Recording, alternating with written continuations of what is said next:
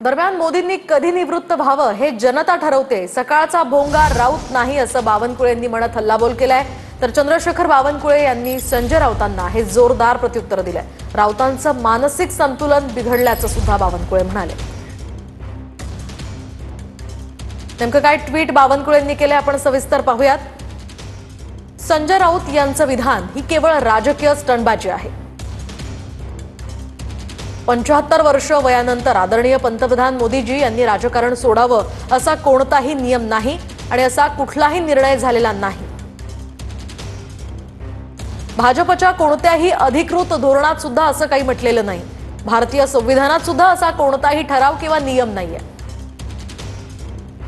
भाजपचे नेते आदरणीय अटल बिहारी वाजपेयी हे वयाच्या 79 वर्षांपर्यंत पंतप्रधान होते।